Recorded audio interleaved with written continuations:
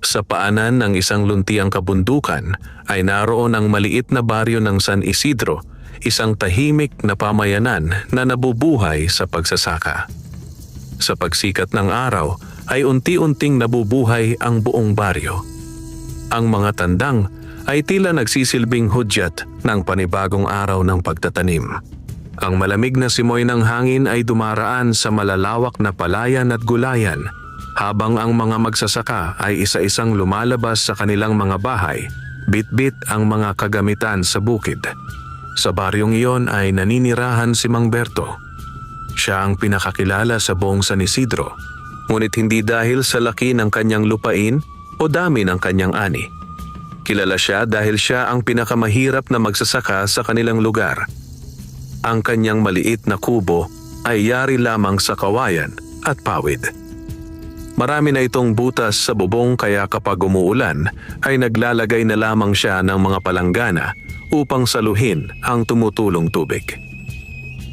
Ang sahig ay lupa pa rin at ang dingding ay may mga siwang na pinapasukan ng malamig na hangin tuwing gabi. Ang tanging lupang kanyang sinasaka ay halos kalahating ektarya lamang. Hindi rin iyon kanya. Inuupahan lamang niya ito sa isang mayamang may-ari ng lupa na nakatira sa kabilang bayan. Sa tuwing darating ang panahon ng anihan, kalahati ng kanyang inaani ay napupunta sa may-ari ng lupa.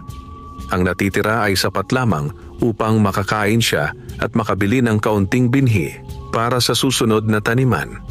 Maraming pagkakataon na halos wala nang matira sa kanya. Ngunit sa kabila ng kanyang kahirapan, hindi kailanman narinig ng mga tao si Mang Berto na nagreklamo sa kanyang buhay. Tuwing madaling araw ay bumabangon siya bago pa sumikat ang araw. Nagdarasal muna siya ng taimtim bago humawak ng asarol. Palagi niyang sinasabi sa sarili, kung may lakas pa akong magtrabaho, may pag-asa pa. Hindi siya mayaman sa salapi, ngunit mayaman siya sa kabutihan. Kapag may matanda hirap magbuhat ng mga gulay sa palengke, siya ang unang tumutulong. Kapag may batang nadadapa sa daan, siya ang unang tumatakbo upang alalayan ito. Kapag may kapitbahay na walang makain, kahit kaunti lamang ang kanyang bigas ay naghahati pa rin siya. Marami ang nagtatanong kung bakit hindi siya nag-iipon para sa sarili. Ngumingiti lamang siya. Mas mabuti nang may kahati kaysa busog akong mag-isa. Hindi lahat ay humahanga sa kanya. May ilan ding nagsasabing wala siyang mararating dahil napakabait niya. Masyado kang mapagbigay, Berto. Minsang sabi ng isang magsasaka. Dapat unahin mo ang sarili mo. Ngumiti lamang siya. Darating din ang tamang panahon. Lumipas ang mga taon ngunit tila lalong humirap ang kanyang buhay. Isang tag-init ang dumating na halos walang ulan sa loob ng maraming linggo. Unti-unting natuyo ang lupa. Nalanta ang kanyang mga tanim. Ang mga dahon ng gulay ay naging kulay dilaw. Ang mga prutas na dati nagsisimula pa lamang mamunga ay isa-isang nalaglag. Sa bawat araw na lumilipas, ay parang unti-unting nawawala ang pag-asa ng maraming magsasaka. Ngunit higit sa lahat, si Mang Berto ang pinakaapektado. Wala siyang sapat na ipon upang bumili ng pataba. Wala rin siyang perang pambayad sa makinang pangbomba ng tubig. Kaya araw-araw ay mano-mano niyang dinidiligan ang natitirang mga tanim gamit ang 2 lumang timba. Paulit-ulit niyang nilalakad ang daan mula sa maliit na batis patungo sa kanyang bukid. Mahaba ang lakaran, mabigat ang dalang tubig, ngunit hindi siya sumusuko. Habang ang iba ay nagpasyang pabayaan na ang kanilang mga tanim, ipinagpatuloy pa rin niya ang pag-aalaga sa kanyang lupa. Nabubuhay rin ang lupa kapag hindi mo ito pinababayaan. Wika niya minsan sa isang batang nakatingin sa kanya. Isang hapon ay dumating ang may-ari ng lupang kanyang inuupahan. Tiningnan nito ang halos tuyong taniman. Umiling ito. Berto, kung hindi ka makakabayad pagkatapos ng anihan, mapipilitan akong ipaupa ito sa iba. Tahimik lamang na yumuko si Mang Berto. Nauunawaan ko po. Pagkaalis ng may-ari ay naupo siya sa ilalim ng isang matandang puno ng mangga. Hindi niya napigilang mapabuntong hininga. Hindi dahil nawawalan siya ng pag-asa, kundi dahil hindi niya alam kung paano pa siya magsisimulang muli kapag nawala ang lupang kanyang pinaghirapan sa loob ng maraming taon. Habang nakatingala siya sa langit ay napansin niyang dahan-dahang gumagalaw ang makakapal na ulap. Hindi pa rin umuulan. Lumipas ang maghapon hanggang unti-unting lumubog ang araw. Nag-uwian na ang mga magsasaka. Tahimik nang muli ang bukirin. Bago siya umuwi ay inikot muna ni Mang Berto ang kanyang taniman. Isa-isa niyang hinaplos ang mga halamang halos nalalantana. Pasensya na, mahina niyang bulong. Ginagawa ko ang lahat ng makakaya ko. Pagdating sa kanyang kubo ay nagsaing siya ng kaunting bigas. May natira pa siyang 2 tuyong isda. Isa lamang ang kanyang niluto. Ang isa ay itinabi niya para sa susunod na araw. Pagkatapos kumain ay muli siyang lumuhod sa harap ng maliit na krus na nakasabit sa dingding ng kanyang kubo. Tahimik siyang nanalangin.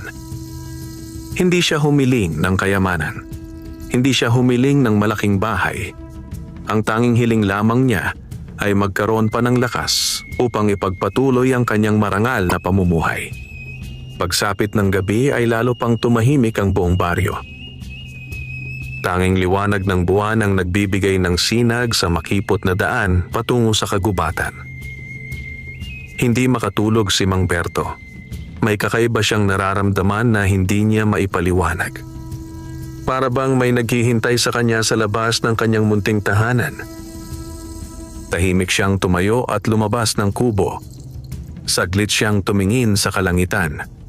Maliwanag ang buwan, mahinahon ang hangin.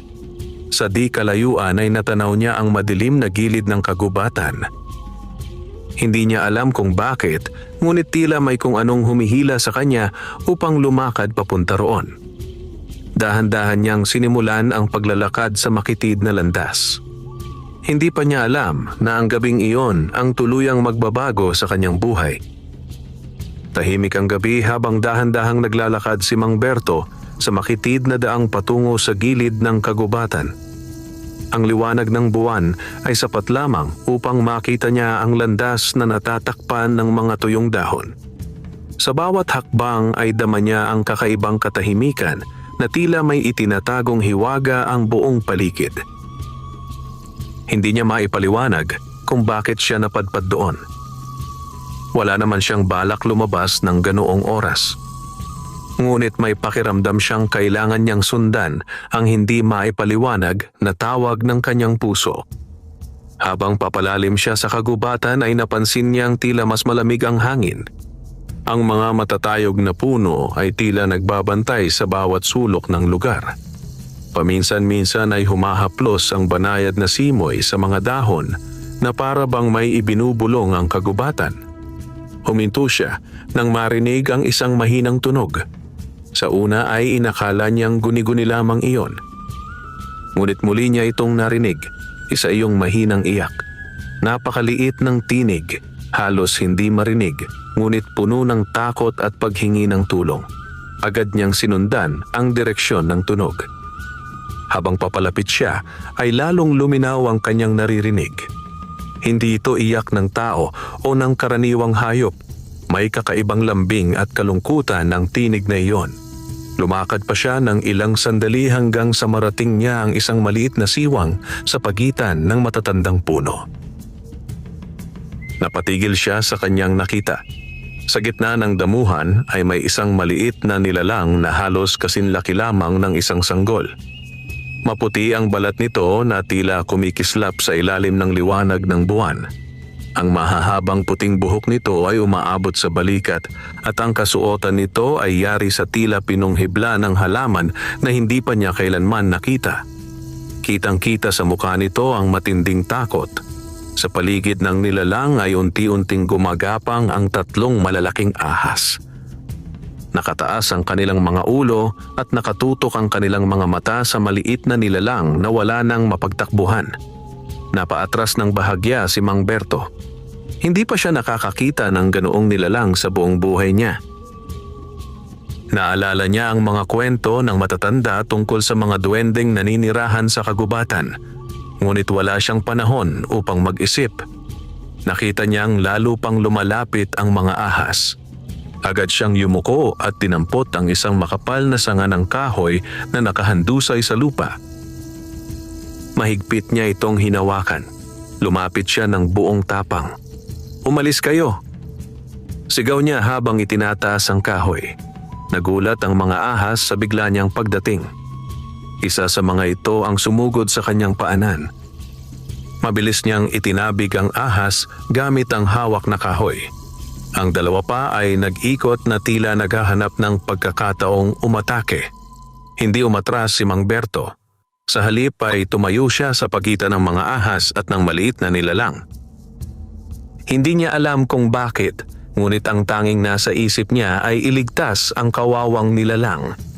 Muli niyang itinaboy ang mga ahas. Makalipas ang ilang sandali ay tila nawalan ng loob ang mga ito. Isa-isa silang gumapang palayo hanggang sa tuluyang mawala sa dilim ng kagubatan.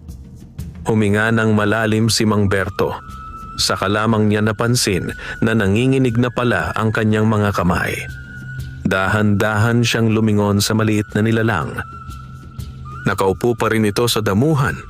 Nanginginig ang buong katawan at bakas pa rin ang takot sa mga mata nito. Hindi agad lumapit si Mang Berto. Sa halip ay dahan-dahan niyang ibinaba ang hawak na kahoy at lumuhod sa hindi kalayuan.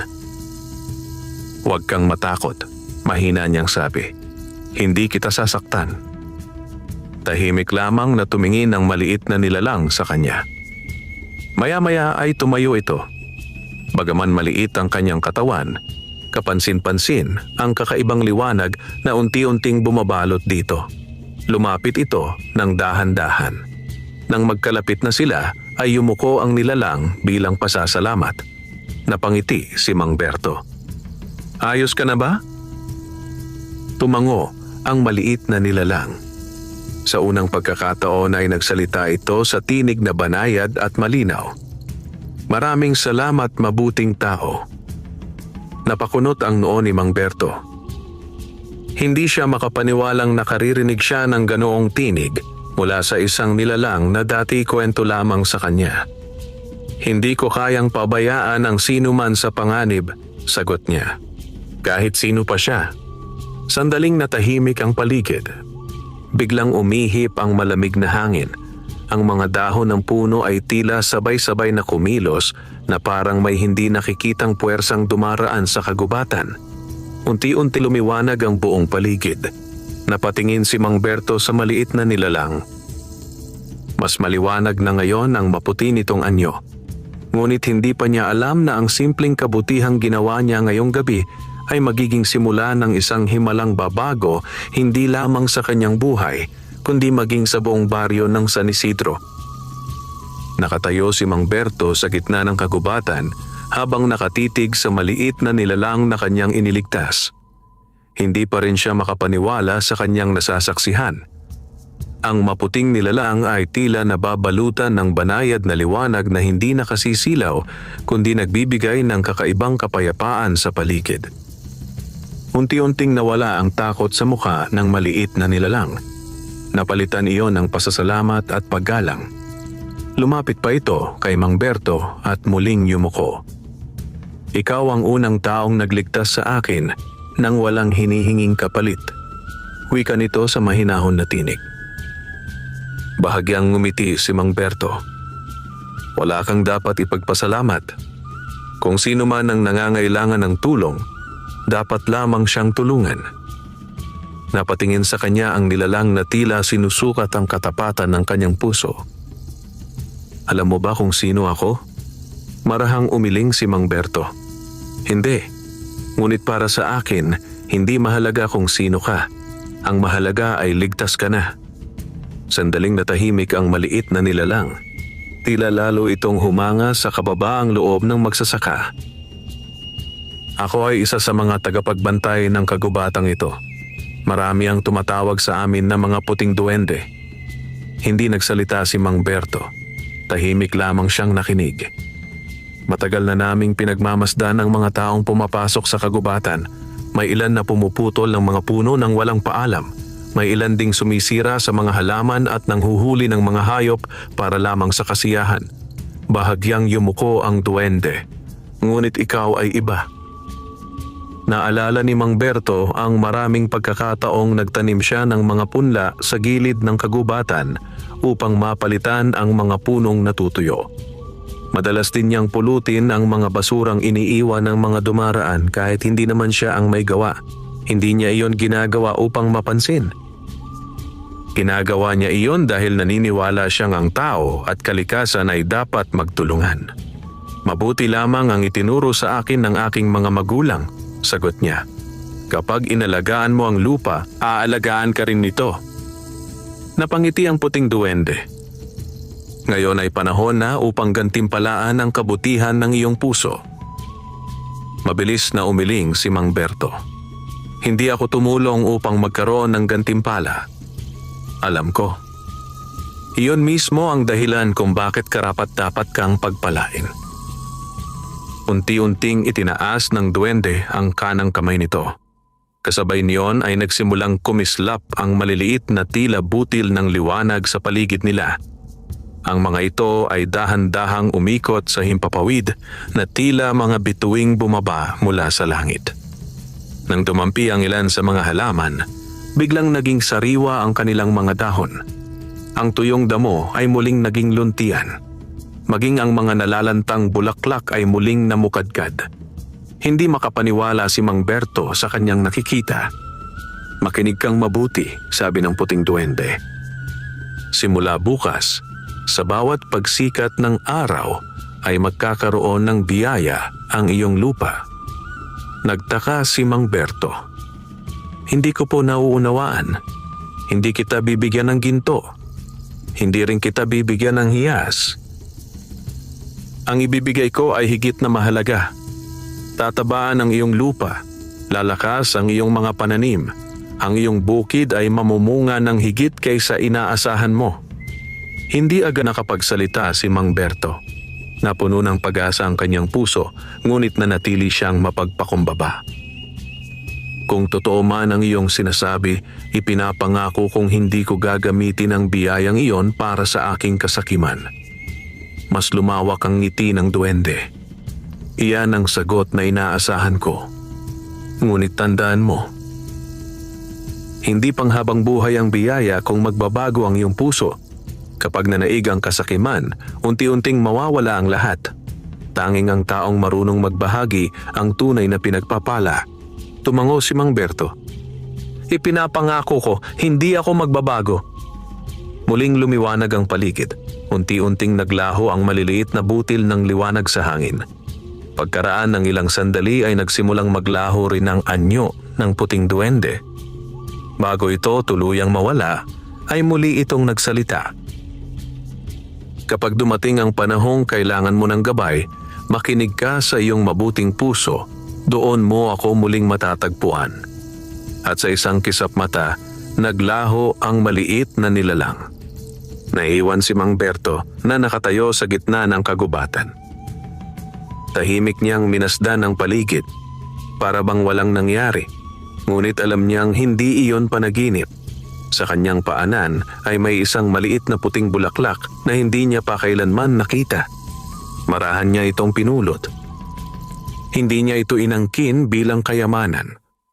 Maingat niya lamang itong inilagay sa bulsa ng kanyang lumang kamiseta bilang paalala na ang kabutihan ay hindi kailanman nasasayang. Habang naglalakad pa uwi, napansin niya ang tila mas maliwanag ang buwan kaysa dati. Ang malamig na simoy ng hangin ay hindi na tila mabigat, kundi puno ng pag-asa. Pagdating sa kanyang kubo ay muli siyang lumuhod sa harap ng maliit na krus. Nagpasalamat siya sa Diyos para sa panibagong umagang naghihintay sa kanya. Hindi niya alam kung ano ang mangyayari kinabukasan. Ngunit sa kauna-unahang pagkakataon matapos ang napakahabang panahon, natulog si Mang Berto na may ngiti sa kanyang labi at may pag-asang muling sisibol ang kanyang buhay. Madaling araw pa lamang ay nagising na si Mang Berto. Tulad ng kanyang nakagawian, tahimik siyang bumangon mula sa kanyang banig, naghugas ng mukha sa malamig na tubig at lumuhod sa harap ng maliit na krus na nakasabit sa dingding ng kanyang kubo. Nagpasalamat siya sa panibagong umaga at humiling ng lakas upang maipagpatuloy ang kanyang trabaho. Hindi niya ipinanalangin ang biyayang ipinangako ng puting duwende. Sa halip, ipinagkatiwala niya ang lahat sa may kapal. Matapos ang simpleng almusal na binubuo ng kanin at kaunting tuyong isda, isinukbit niya ang kanyang lumang asarol at nagtungo sa bukid. Habang naglalakad siya sa makitid na pilapil, napansin niyang tila mas sariwa ang simoy ng hangin. Ang mga ibon ay masiglang lumilipad sa pagitan ng mga puno at ang mga bulaklak sa gilid ng daan ay wari mas makukulay kaysa dati. Ngunit inisip niyang marahil ay bunga lamang iyon ng kanyang magandang pakiramdam. Pagdating niya sa kanyang bukid ay bigla siyang napatigil. Hindi siya agad makapaniwala sa kanyang nakita. Ang mga halamang halos nalalanta lamang kahapon ay nakatayo na ngayong matatag. Ang kanilang mga dahon ay makakapal at matingkad ang luntiang kulay. Ang mga halamang dati halos wala ng buhay ay tila muling nabuhayan. Lumapit siya sa isa sa mga tanim na kamatis. Hinawakan niya ang mga dahon nito. Malalamig at sariwa ang mga iyon. Pagkatapos ay tumingin siya sa mga talong. Nagsisimula ng mamulaklak ang mga ito. Ang mga sitaw ay humahaba na rin at mahigpit na nakayakap sa kanilang mga tukod. Hindi niya mapigilang mapangiti. Salamat po. Mahina niyang bulong habang nakatingala sa langit. Hindi siya nagdiwang. Hindi rin siya nag-isip na isa na siyang mayamang tao. Sa halip ay agad niyang sinimula ng paglilinis ng damo at pagbubungkal ng lupa. Alam niyang ang biyaya ay dapat samahan ng sipag. Habang siya'y abala sa pagtatrabaho, ay napadaan ang kanyang kapitbahay na si Mang Isko. Napansin nitong tila ibang-iba ang hitsura ng bukid ni Mang Berto. Berto, tawag nito. Lumapit ka nga. Lumapit si Mang Berto at magalang nang ngumiti. Ano po iyon, Mang Isko? Kanina lamang ay dinaanan ko ang ibang bukid. Halos pare-pareho pa ring nanlalanta ang mga pananim. Bakit parang sariwang-sariwa ang sayo? Napatingin si Mang Berto sa kanyang bukid. Marahil po ay pinagpala lamang. Napakamot sa ulo si Mang Isko. Kakaiba talaga. Hindi na yon pinansin ni Mang Berto. Ayaw niyang magkwento tungkol sa nangyari sa kagubatan. Batid niyang kakaunti lamang ang maniniwala at baka isipin pa ng iba na siya ay gumagawa lamang ng kwento. Lumipas ang mga araw. Sa bawat pagsikat ng araw ay lalo pang gumaganda ang kanyang taniman. Ang mga kamatis ay nagsimulang mamula. Ang mga talong ay naging mahahaba at makikinis. Ang mga sili ay nagsimulang mamunga ng sunod-sunod. Maging ang mga punong prutas sa gilid ng kanyang lupain na ilang taon nang bihirang mamunga ay unti-unting napuno ng mga bulaklak. Hindi nagtagal ay naging usap-usapan na ito sa buong baryo. Maraming magsasaka ang dumaraan upang tingnan ang kanyang bukid. May ilan na humahanga, may ilan ding nagtataka, at mayroon ding nagsisimulang mainggit. Isang umaga ay dumating si Aling Rosa, ang tindera ng gulay sa palengke. Naku Berto, sabi nito habang nakatingin sa mga tanim.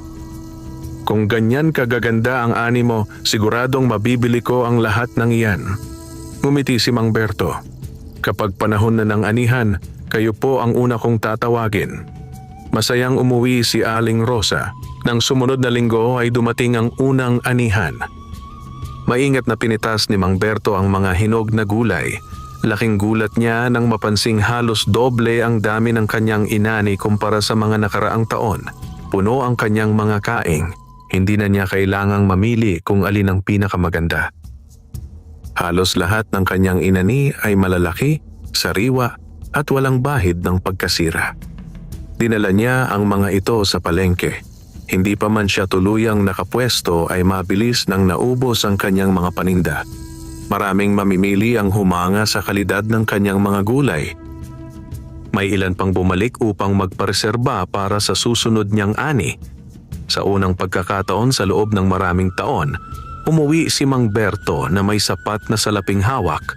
Ngunit sa halip na bumili ng mga bagay para sa sarili, ang una niyang ginawa ay bayaran ang kanyang pagkakautang sa tindahan ng baryo.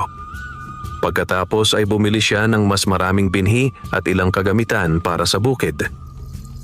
Nang mapadaan siya sa bahay ng isang matandang byuda na kilala niyang ilang araw ng kapos sa pagkain, tahimik siyang nag-iwan ng isang supot ng bigas at ilang sariwang gulay. Hindi niya sinabi kung sino ang nagbigay. Mas pinili niyang manatiling lihim ang kanyang pagtulong. Kinagabihan, habang nakaupo siya sa labas ng kanyang kubo at pinagmamasdan ng maliwanag na buwan, naalala niya ang sinabi ng puting duwende. Tanging ang taong marunong magbahagi ang tunay na pinagpapala. Hinawakan niya ang maliit na puting bulaklak na nasa loob pa rin ng kanyang bulsa. Hindi pa man siya mayaman, alam niyang nagsisimula ng magbago ang kanyang kapalaran. Ngunit hindi niya alam na kasabay ng pagdami ng kanyang biyaya ay unti-unti ring may mga matang nagmamasid sa kanya. Mga matang puno ng pagtataka, pagdududa at inggit na susubok sa tibay ng kanyang mabuting puso. Lumipas ang ilang linggo mula nang magsimulang umunlad ang bukid ni Mang Berto. Sa bawat pagdaan ng araw ay lalo pang sumasagana ang kanyang mga pananim. Ang dating lupang halos bitawan na ng may-ari dahil sa kakulangan ng ani ay ngayon ay mistulang pinakamabungang bahagi ng buong baryo ng San Isidro. Mula sa malayo ay kapansin-pansin na ang kaibahan ng kanyang bukid. Luntian ang mga dahon, matibay ang mga tangkay, at halos hindi maubusan ng namumungang gulay at prutas. Naging paksa siya ng usapan saan man magtipon ng mga tao. Sa tindahan ni Aling Pilar ay may mga nagsasabing napakasipag lamang talaga ni Mang Berto. May ilan namang naniniwalang may natuklasan siyang kakaibang paraan ng pagtatanim. Ngunit mayroon ding mga nagbubulong-bulungan na baka raw may lihim siyang itinatago. Isang umaga ay dumating sa kanyang bukid sina Mang Isko, Mang Lando at Aling Rosa. Hindi sila naparoon upang bumili ng gulay. May nais silang malaman. Lumapit si Mang Berto at magalang na binati ang tatlo. "Magandang umaga po." "Magandang umaga rin, Berto," tugon ni Mang Isko. Nagmasid muna sila sa buong bukid. Hinawakan ni Mang Lando ang isang malaking talong. Sinuri naman ni Aling Rosa ang mga kamatis na kulay pula at halos magkakapantay ang laki. Hindi maitago ng tatlo ang paghanga. "Berto," mahinahong tanong ni Mang Isko, "ano ba talaga ang sikreto mo?" Ngumiti lamang si Mang Berto. "Wala naman po akong lihim. Tulad pa rin ng dati ang ginagawa ko. Maaga akong bumabangon. Nililinis ko ang bukid. Inaalagaan ko ang lupa. Hindi ako nagsasawang magtrabaho." Napakamot sa ulo si Mang Lando. "Hindi iyon ang ibig naming sabihin. Pare-pareho naman tayong nagtatrabaho. Bakit tila ikaw lang ang pinagpapala ng ganito?" Tahimik si Mang Berto. Ayaw niyang magsinungaling. Ngunit ayaw rin niyang sabihin ang tungkol sa puting duwende. Pakiramdam niya ay hindi pa iyon panahon. Sa halip ay ngumiti siya. Marahil po ay may mga biyayang dumarating sa tamang oras. Hindi na sila nagpumilit. Sa halip ay hinangaan na lamang nila ang kanyang mga pananim. Bago sila umalis ay nagsalita si Mang Isko. "Ano man ang dahilan, natutuwa ako para sa iyo. Matagal mo itong pinaghirapan." Nagpasalamat si Mang Berto, ngunit hindi lahat ng bumisita ay may mabuting hangarin. Sa kabilang dulo ng baryo ay naninirahan si Arturo. Isa rin siyang magsasaka. Malawak ang kanyang lupain. Mas marami siyang kagamitan. Mas marami rin siyang trabahador. Ngunit sa taong iyon ay hindi naging maganda ang kanyang ani. Nang mabalitaan niyang mas maraming bumibili ng gulay ni Mang Berto kaysa sa kanya, nagsimula siyang mainis. Paano nangyari iyon? Tanong niya sa kanyang sarili. Napakahirap ng taong iyon. Wala siyang makinarya. Wala siyang mamahaling pataba. Bakit siya ang umuunlad? Habang lumilipas ang mga araw ay lalo lamang lumalaki ang kanyang inggit. Isang hapon ay nagtungo siya sa bukid ni Mang Berto. Hindi niya ipinahalata ang kanyang tunay na nararamdaman. Nagkunwari siyang interesado lamang. Magandang hapon, Berto. Magandang hapon rin po. Naglakad si Arturo sa pagitan ng mga taniman. Masusing pinagmasdan ang bawat halaman. Hinipo ang lupa. Tiningnan ang mga ugat ng ilang gulay.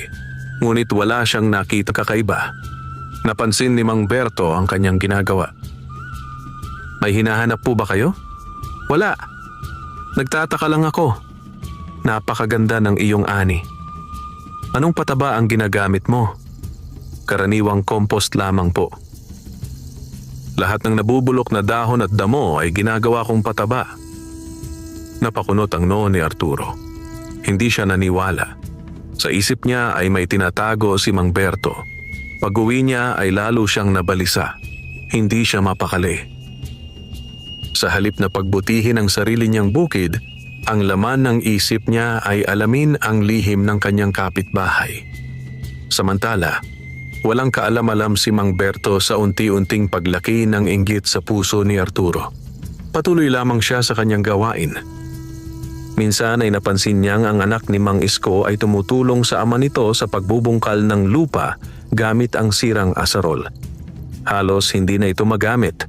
Kinabukasan ay bumili si Mang Berto ng bagong asarol. Tahimik niya itong iniwan sa kanilang bakuran bago sumikat ang araw.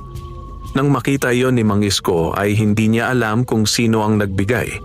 Ngunit sa kanyang puso ay alam niyang ang tanging taong may ganoong kabutihan ay si Mang Berto. Lumipas pa ang ilang araw. Dumating ang isa pang masaganang anihan. Mas marami pa ang naging ani kaysa noong una. Sapat na ang kanyang kinita upang mabayaran ang upa sa lupa para sa susunod na taon. Nakapagtabi rin siya ng kaunting ipon. Ngunit hindi pa rin nagbago ang kanyang pamumuhay.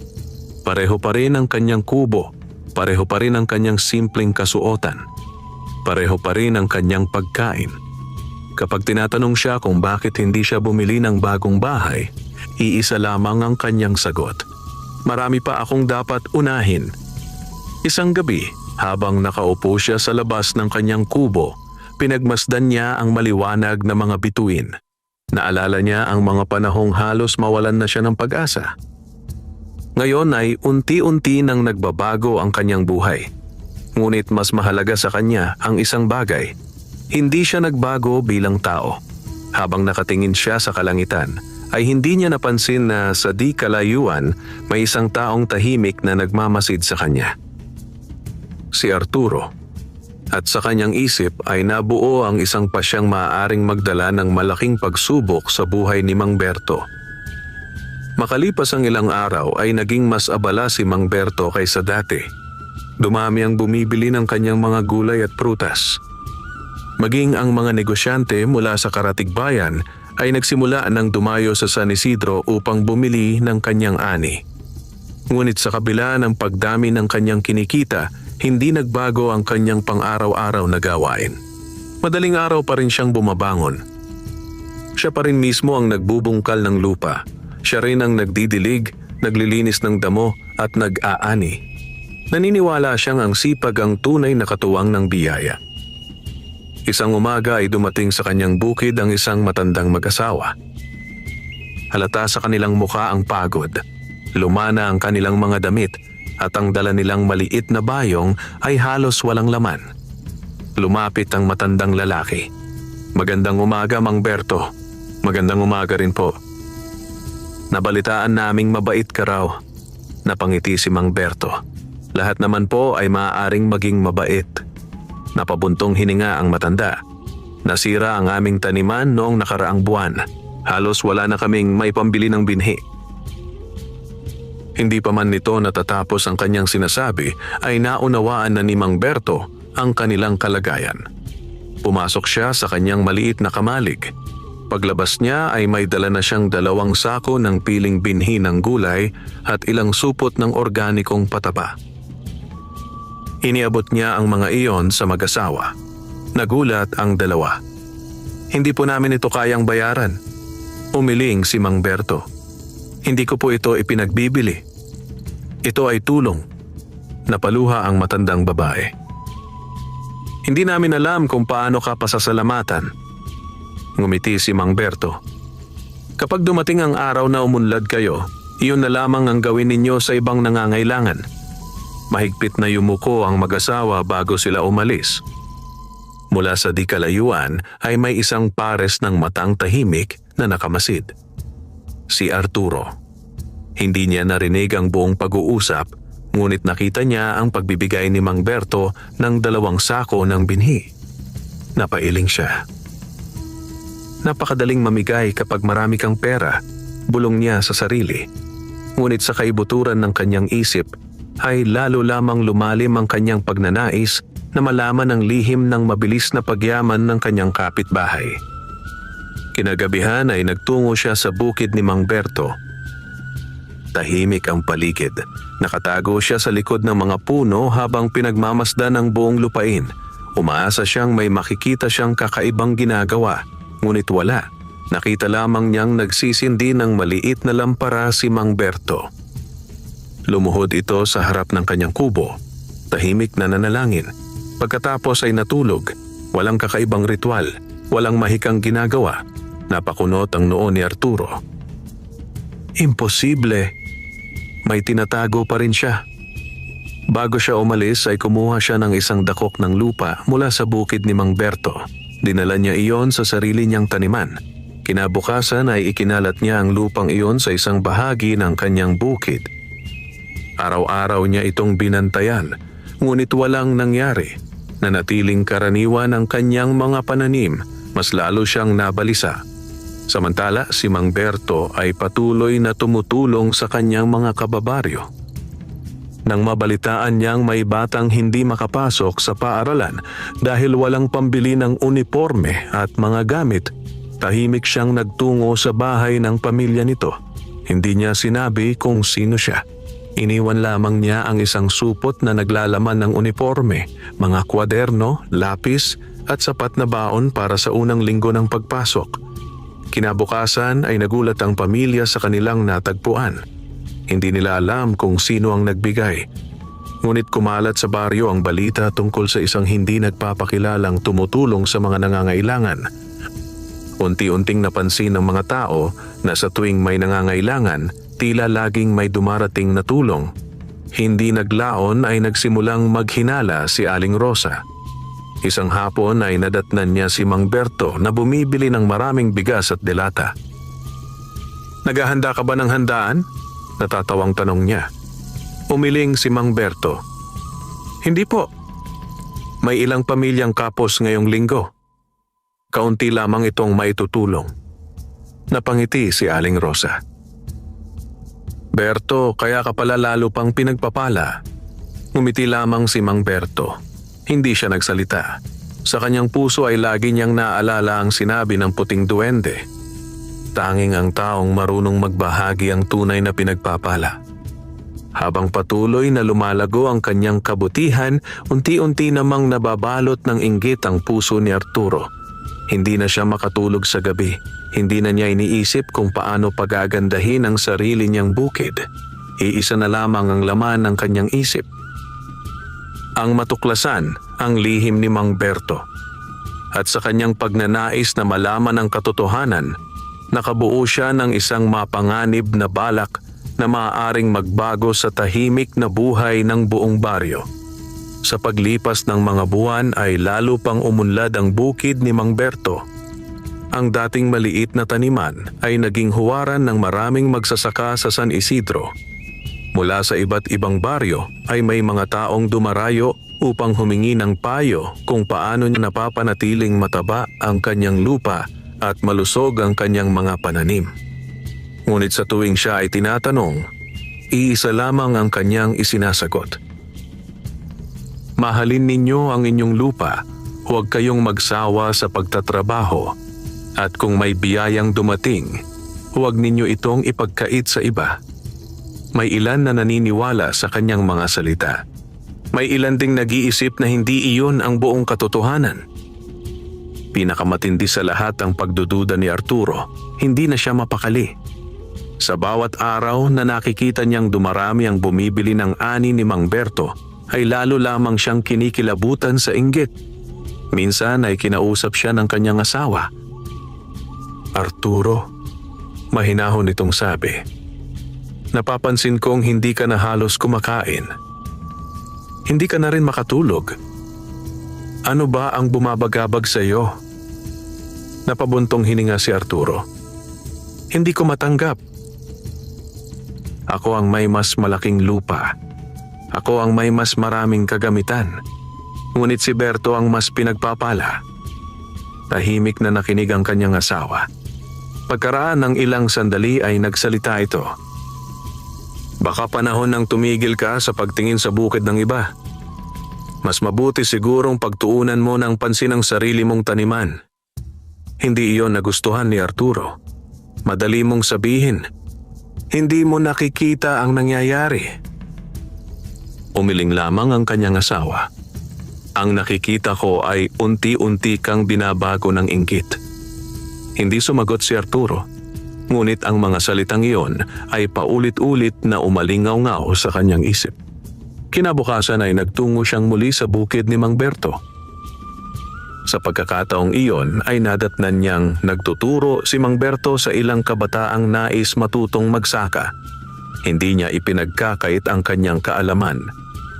Ipinakita niya kung paano gumawa ng organikong pataba mula sa mga tuyong dahon, damo at balat ng prutas. Ipinakita rin niya kung paano alagaan ang lupa nang hindi ito nasisira. Isa sa mga kabataan ang nagtanong, Mang Berto, bakit ninyo po kami tinuturuan? Hindi po ba mababawasan ang inyong kita kapag dumami ang magagaling na magsasaka? Napangiti si Mang Berto. Ang kasaganaan ay hindi dapat ipinagdadamot. Kung uunlad ang bawat magsasaka, uunlad din ang buong baryo. Tumango ang mga kabataan. Samantala, lalong sumama ang loob ni Arturo. Sa isip niya ay imposible ang ganoong kabutihan. May tiyak daw na kapalit ang lahat. Pagsapit ng gabi ay muli siyang nagtungo sa gilid ng kagubatan. Naalala niya ang mga lumang kwento ng matatanda tungkol sa mga nilalang na naninirahan doon. Bigla niyang naisip ang isang bagay. Baka may kaugnayan ang kagubatan sa kanyang pagyaman. Mula noon ay halos gabi-gabi siyang pumapasok sa kagubatan. Naglalakad siya sa iba't ibang landas. Hinahanap niya ang anumang maaaring magbigay ng paliwanag. Ngunit sa bawat pag-uwi niya ay wala siyang natatagpuan. Isang gabi, habang siya ay naglalakad, napansin niyang may isang matandang lalaki na nakaupo sa ilalim ng malaking puno. Mahaba ang balbas nito at payak ang kasuotan. Lumapit si Arturo. Magandang gabi. Ngumiti ang matanda. May hinahanap ka. Nagulat si Arturo. Paano ninyo nalaman? Kitang-kita sa iyong mga mata. Tila hindi kapayapaan ang hinahanap mo. Tila lihim. Napayuko si Arturo. Gusto kong malaman kung bakit biglang yumaman si Mang Berto. Tahimik na tumingin sa kanya matanda. Pagkaraan ng ilang sandali ay nagsalita ito. May mga biyayang hindi natatagpuan ng taong ang puso ay puno ng inggit. Napakunot ang noo ni Arturo. Ano ang ibig ninyong sabihin? Ang kabutihan ay hindi gantimpala. Ito ang daan patungo sa tunay na pagpapala.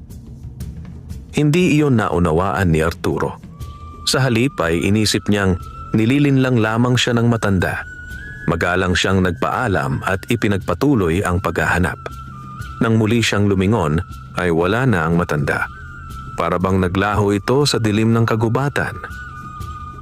Samantala, sa kabilang panig ng baryo ay may bagong balitang kumalat. Isang malakas na bagyo ang inaasahang daraan sa kanilang lalawigan sa loob lamang ng ilang araw.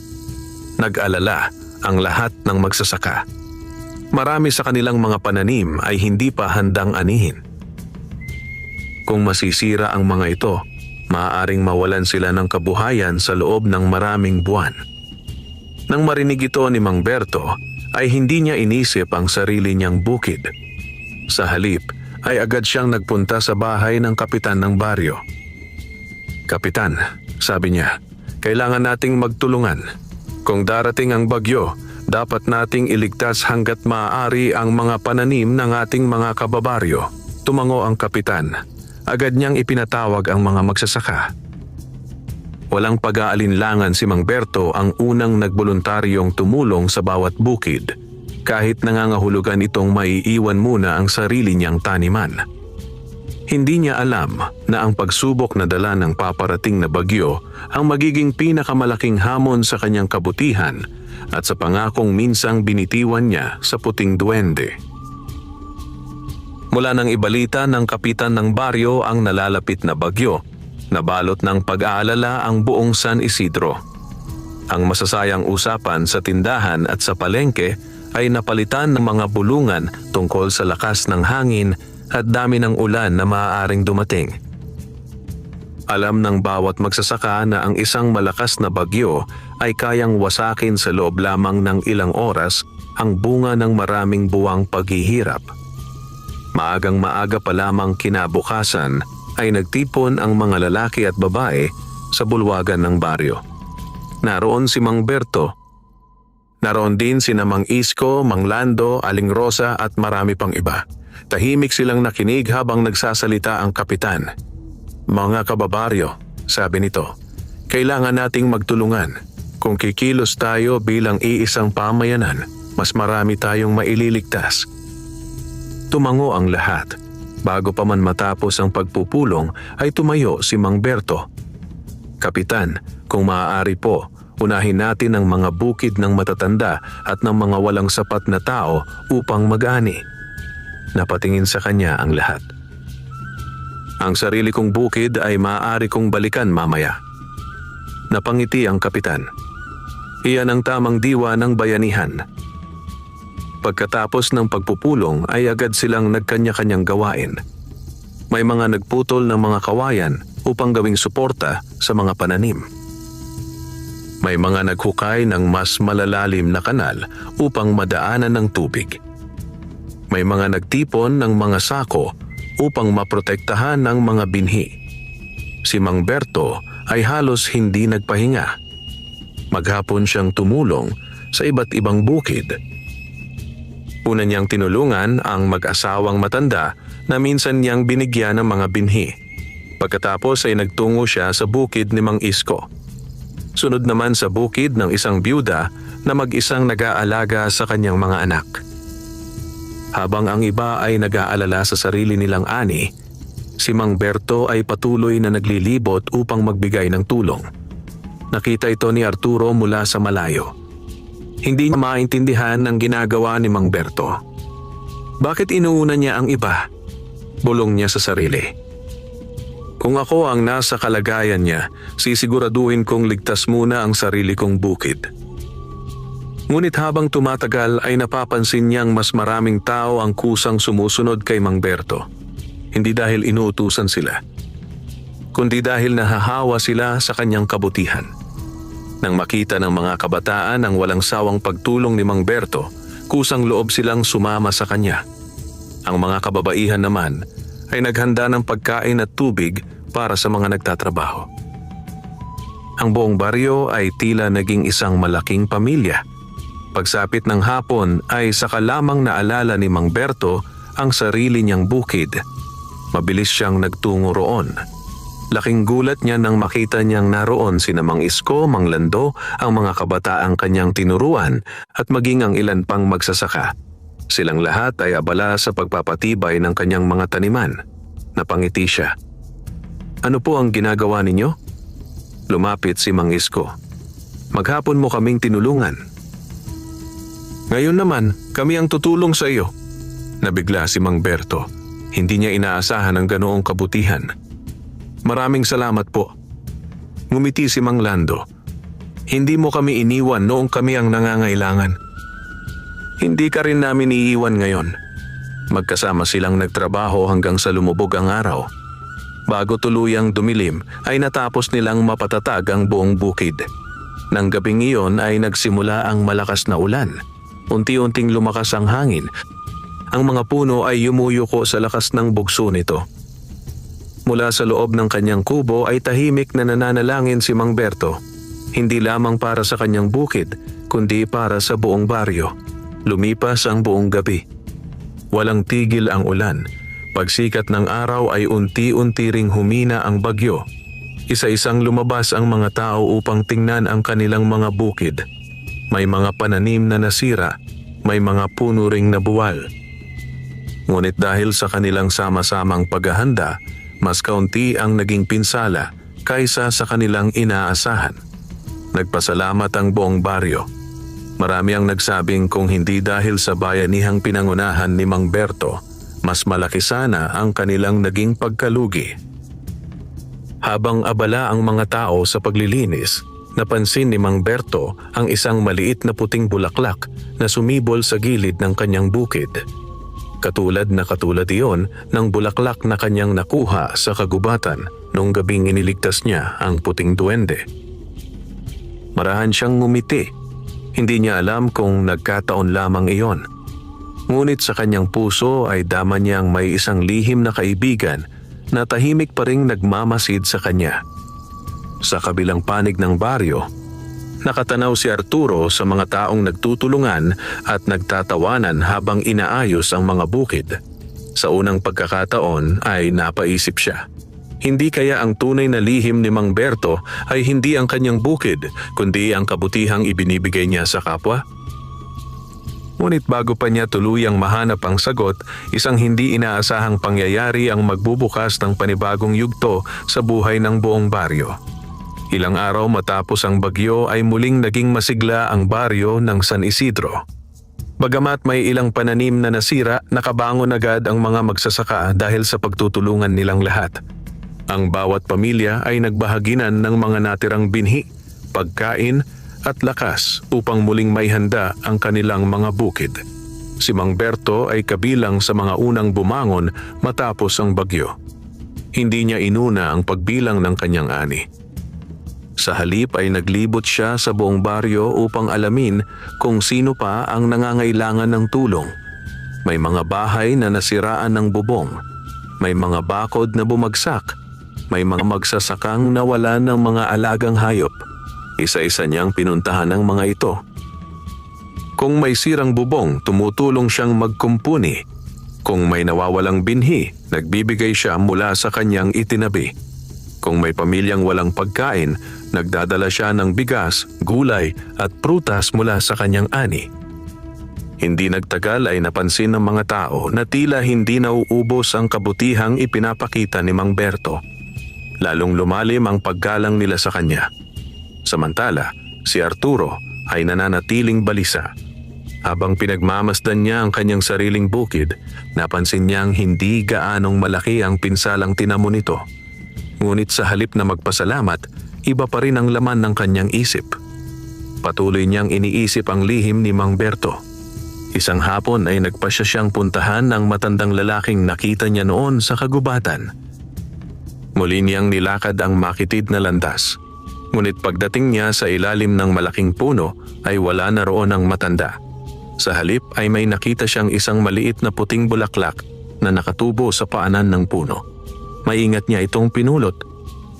Habang hawak niya ang bulaklak ay bigla niyang naalala ang mga salitang sinabi ng matanda. May mga biyayang hindi natatagpuan ng taong ang puso ay puno ng inggit. Napaupo siya sa damuhan. Sa unang pagkakataon ay inamin niya sa kanyang sarili ang katotohanan.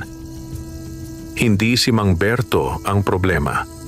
Ang sarili niyang puso ang unti-unting nagpapabigat sa kanyang buhay. Habang iniisip niya ang lahat ng nangyari nitong mga nakaraang buwan, isa-isa niyang naalala ang kabutihang ginawa ni Mang Berto. Hindi ito nagmayabang, hindi ito nanlamang, hindi ito nagdamot. Sa halip ay patuloy itong nagbigay kahit hindi hinihingan. Napabuntong hininga si Arturo. Nagkamali ako. Kinabukasan ay maaga siyang nagtungo sa bahay ni Mang Berto. Nagulat ang magsasaka nang makita siyang nakatayo sa labas ng kubo. Magandang umaga, Arturo. Hindi agad nakapagsalita si Arturo. Ibinaba niya ang kanyang ulo. Patawarin mo ako. Tahimik na nakinig si Mang Berto. Inggit ang namayani sa aking puso. Palagi kitang pinaghinalaan. Sinubukan kong alamin ang iyong lihim. Ngunit ngayon ay nauunawaan ko na. Napangiti si Mang Berto. Wala akong sama ng loob. Napatingala si Arturo. Hindi ka ba galit sa akin? Umiling si Mang Berto. Ang galit ay hindi nakapagpapagaan ng puso. Mas mabuti ang magpatawad. Napaluha si Arturo. Hindi niya inaasahang ganoon kadaling magpapatawad ang taong matagal niyang pinagdudahan. Makalipas ang ilang sandali ay sinabi ni Mang Berto, "Kung gusto mo, maaari tayong magtulungan sa bukid. May ilang paraan ng pagtatanim na maaari kong ibahagi sa iyo." Hindi makapaniwala si Arturo. Sa halip na itaboy siya, inanyayahan pa siyang matuto. Agad siyang tumango. Mula noon ay araw-araw silang magkasamang nagtatrabaho. Tinuruan siya ni Mang Berto kung paano gumawa ng organikong pataba, kung paano pangalagaan ang lupa, at kung bakit mahalagang maging matiyaga sa bawat tanim. Unti-unti ring nagbago ang pag-uugali ni Arturo. Naging magalang siya sa kanyang mga manggagawa. Nagsimula rin siyang tumulong sa mga kapitbahay na nangangailangan. Napansin ito ng buong baryo. Isang linggo ang lumipas ay nagpatawag ng pagtitipo ng kapitan. Nagtipo ng lahat sa ilalim ng malaking punong acacia sa gitna ng San Isidro. Tumayo ang kapitan sa harap ng mga tao. "Mga kababaryo," sabi niya, "marami tayong pinagdaanan nitong mga nakaraang buwan. Ngunit may isang taong naging huwaran ng sipag, kababaang loob at pagmamalasakit." Lumingon ang lahat kay Mang Berto. Namula ang kanyang muka. Hindi siya sanay na pinupuri. Nagpatuloy ang kapitan. Ang tunay na kayamanan ay hindi nasusukat sa dami ng lupa o salapi. Ito ay nasusukat sa dami ng taong natutulungan. Bilang pasasalamat ay sabay-sabay na lumapit ang mga magsasaka. May nagdala ng mga punla. May nagbigay ng mga kasangkapan. May naghandog ng mga punong prutas. May ilan ding nag-alok ng libreng pagtulong sa kanyang bukid sa tuwing kailangan niya. Hindi napigilan ni Mang Berto ang mapaluha. Hindi dahil sa mga regalong kanyang natanggap, kundi dahil nakita niyang nagkakaisa ang buong baryo. At sa di kalayuan, sa gilid ng kagubatan, tila may isang maliit na maputing anyong nakatanaw sa kanila bago ito muling naglaho sa pagitan ng mga puno. Lumipas ang maraming buwan matapos ang mga pangyayaring nagbuklod sa buong baryo ng San Isidro. Ang dating tahimik na pamayanan ay naging mas maunlad kaysa noon. Hindi dahil sa biglang dumami ang mga mayayaman, kundi dahil natuto ang mga tao na magtulungan sa bawat panahon ng pagsubok.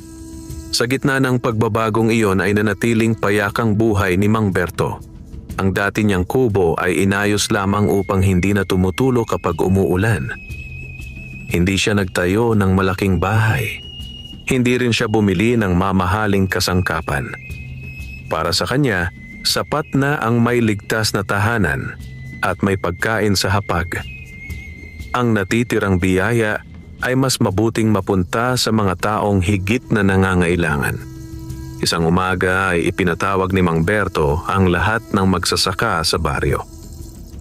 Nagtaka ang mga tao kung bakit.